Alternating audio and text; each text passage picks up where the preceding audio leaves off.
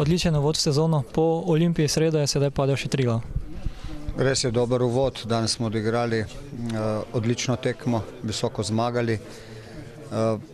Prvi polčas je bil izjemen, kombinatoren, trikrat smo zadeli, bili samo mi na igrišču.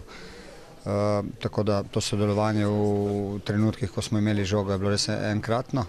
Po vodstvu 4-0 smo pa se malo preveč ustavili, tu se je nasprotnik potem v nekih trenutkih tudi pokazal, da je lahko nevaren, vendar kljub temu zelo dobra ocena. Tekmo ste zelo hitro odločili v svoj prid na nek način, tako da ste lahko ponudili tudi nekaterim novincem priložnost. Tako, želja je bila, da bi čim prej tekmo odprli z zadetkom, da bi tudi prišli do nekega dobrega rezultata, ko so potem mogoče menjave v tem smislu, ker imamo zdaj veliko tekem in to zelo napornih, tako da danes je dobil Hotić priložnost, Fajić prvič priložnost, tako da je sigurno ta rezultat tudi pripeljal do tega, da sem lahko menjal. Ritem je potem vseeno nekoliko padel, se je to izkazalo za morda slabšo taktiko?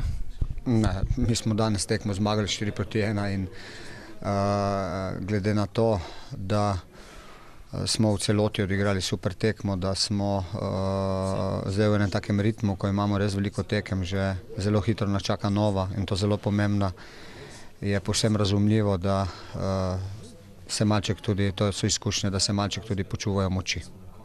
Točke boste najbrž morali iskati druge. Normalno, mi smo tukaj prišli prikazati eno dobro tekmo. Šli smo z optimizmom, kot vedno, in iskati točke, pač nismo jih dobili.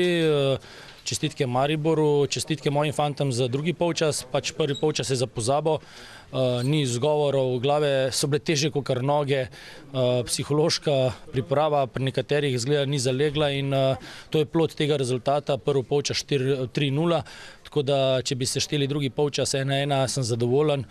Ampak s prvim polčasom, s prikazano igro sem absolutno nezadovoljen s posamezniki, kajti dogovor je bil čisto nekaj drugega, najlažje se na igrišču skrivati. Tako da eni bojo pač se usedli na klop, drugi bojo dobili priložnost, zato sem rekel, imamo pripravljeno ekipo, to smo tudi pokazali v drugem polčasu. Tako da pač Maribor je pa Maribor, kakor je Tina naša maze mašina, Maribor je pa razred zase, tako da gremo naprej in čestitke mojim fantom za prikazan drug polčas. Čemu takšna razlika med obema polčasoma? Ja, se sem vam rekel, izgleda so nekateri na Trojanah že pustili točke, pač to je moj problem, ker nisem zgleda fante dobro pripravil z psihološkega vidika, ampak v Mariboru je pač tako, če bi igrali v Kranju, ne, zato ker smo jih dvakrat premagali, je čisto nekaj drugega. Eni pač niso še dosti zreli za ljudski vrt, posod drugje je v redu, ampak na polčasu, ko so dobili zasluženo kritiko, so fanti pokazali, kaj znajo in mislim, da smo pokazali tudi občinstvu v Mariboru drugi polčas, da znamo igrati, da smo dobro pripravljeni in da smo imeli tudi svoje šanse kot Maribor. Ampak želja je bila vseeno prisotna tudi v prvem polčasu. Želja je bila, jaz fantom željo ne usporavam. Želja je vedno pri mojih fantih prisotna in znanja, ampak še enkrat ponavljam, težko je, če glava, srce hoče, noge nočejo.